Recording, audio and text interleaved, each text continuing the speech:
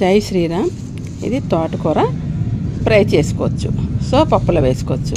తర్వాత ఈ కాళ్ళు చాలామంది ఏంటంటే కాళ్ళు పీసు గుంత ఉంటుందని తీసి పాడేస్తున్నారు. అలాగేం అక్కర్లేదు. ఈ కాళ్ళు కూడా ఏం చేయాలో చూపిస్తా మీకు. Follow me. కాడకి పీసు ఉంటుంది, అలా పీసు తీస్తే సరిపోతుంది.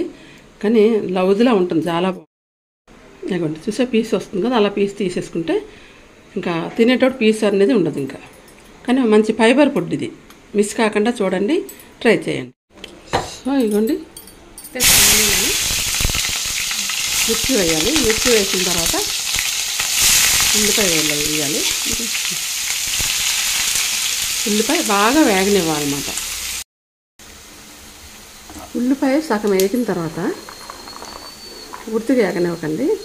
ఇప్పుడు ఇది అది కలిపి మొత్తం ఉల్లిపాయ బాగా వేగాలి. ఉల్లిపాయలు కాళ్ళు కూడాను. ఏం కాళ్ళు అనుకుంటున్నారు? తోటకూర కాడలు. చూసారా, ఉల్లిపాయ సగం వేగాక వేసాను కదా, మొత్తం రెండు కలిపి చక్కగా వేగాక ఇప్పుడు టమాటా వేయాలన్నమాట. ఎందుకంటే ముందు వేయాలి, ఈ టమాటా పులుపుకి కాడ ఉడకపోవచ్చు. అందుకని అది కొద్దిగా మగ్గిన తర్వాత అప్పుడు అసలు ఉల్లిపాయ చూడు గుజ్జుగా ఉంటుంది కూర ఎలా అయితే అనమాట. ఇప్పుడు ఉప్పు, కారం, పసుపు వేసి మూత పెట్టాలి. కొంచెం అల్లం పేస్ట్ వేయాలి.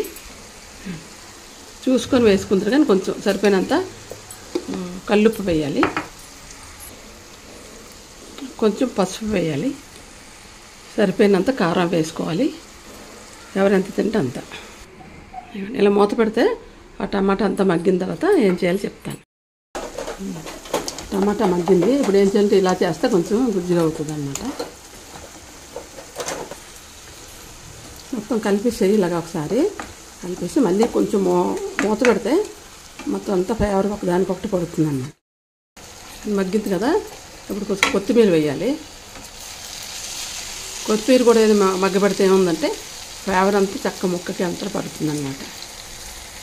మొత్తం కలిపాం కదా, ఇప్పుడు కొంచెం వాటర్ వేసుకోవాలి.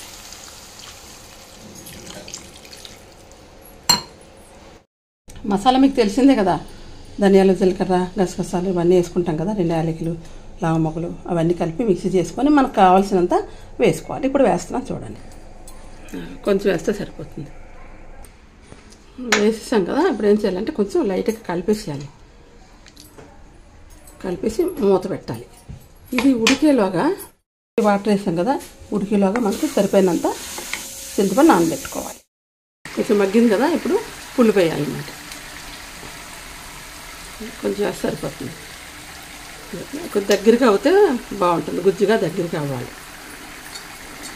ఇప్పుడు ఏం చేయాలంటే ఉప్పు, కారం చూడాలి. అంటే ఇది ఏంటంటే ఇప్పుడు పిల్లలకి చెప్తున్నాను నేను, కారం సరిపోతే మళ్ళీ కారం వేస్తారు. కారం వేయకూడదు, పచ్చిమిర్చి కట్ చేసి వేసుకోవాలన్నమాట. సో ఉప్పు మీ ఇష్టం, కల్లుప్పు వేసుకుంటారు, ఏది వేసుకుంటారు. కల్లుప్పు అయితే మంచిది.